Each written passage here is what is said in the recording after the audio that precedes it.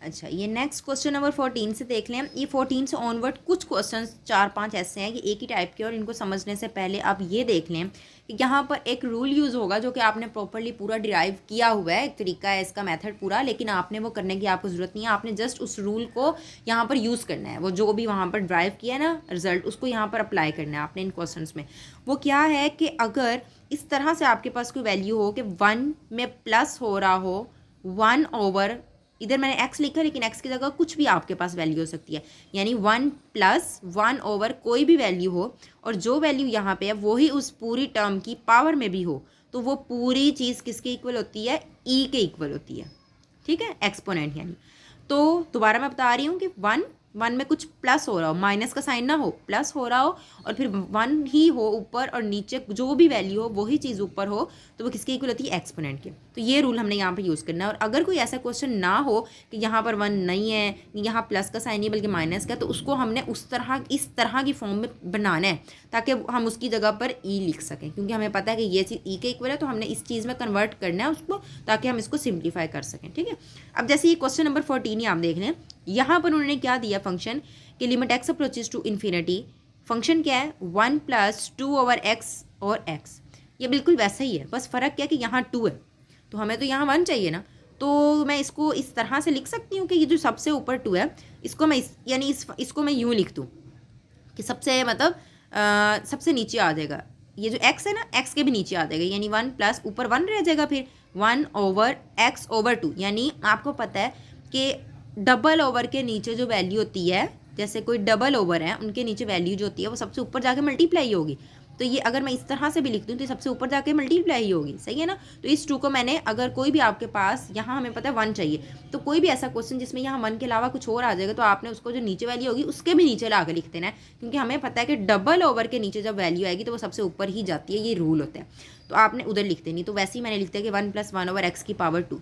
फिर हमें ये भी पता है कि जो टर्म यहाँ होती है नीचे, उसी टर्म को ऊपर पावर में भी होना चाहिए, ऐसा ही है, लेकिन हमारे पास पावर में क्या है? x है, तो मैं क्या करूँगी यहाँ पे, मैं 2 पावर को 2 से मल्टीप्लाई भी करवा दूंगी और डिवाइड भी करवा दूंगी। सही है ना? क्योंकि 2 से कैंसिल होकर वापस वही चीज़ आ जाएगी, फ़र्क तो नहीं ना पड़ रहा।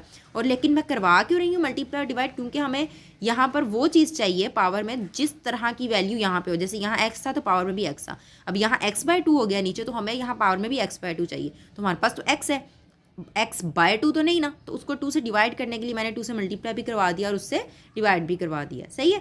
तो अब देखें ये जो पूरी की पूरी वैल्यू है और ये कंपैरिजन करें, यहाँ 1 है, ये प्लस का साइन है, ऊपर भी 1 है, फिर नीचे जो भी वैल्यू है उसकी पावर भी सेम है। सही है? तो ये पूरी चीज़ किसके इक्वल होगी?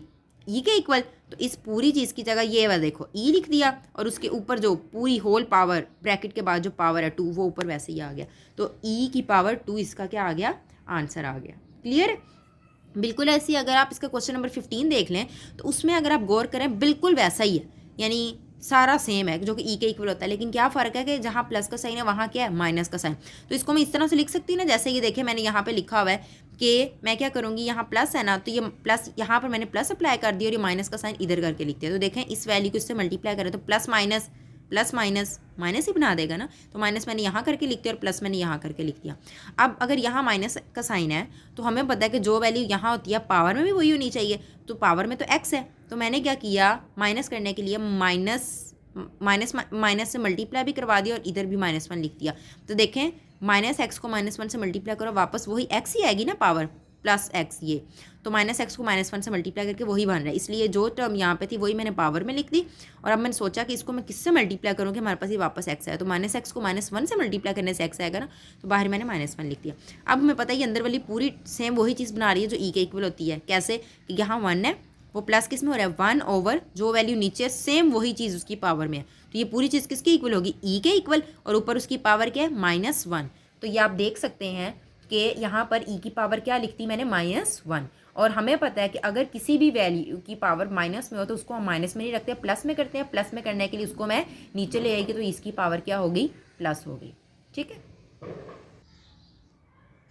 क्वेश्चन नंबर 16 देख लें। इसमें वैसे ही करना है ये भी सॉल्व। इसमें सबसे पहले स्टेप में मैंने क्या किया कि नीचे वाली वैल्यू ऊपर लेगी और ऊपर वाली नीचे, यानी न्यूमिनेटर को डिनोमिनेटर बना दिया, डिनोमिनेटर को न्यूमिनेटर।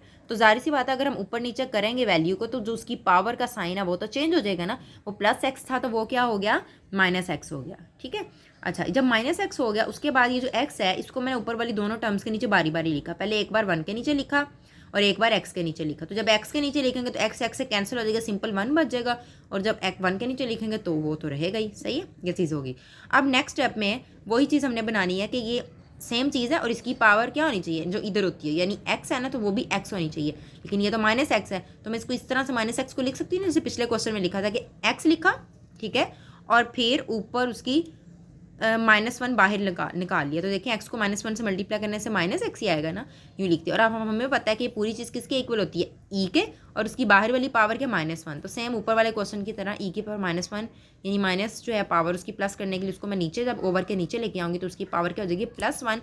और +1 लिखें या ना लिखें उससे फ़र्क नहीं पड़ता, सिंपल ई भी लिख सकते हो। जिसकी कोई पावर नहीं होती उसका मतलब यही होता है कि वो 1 होता है।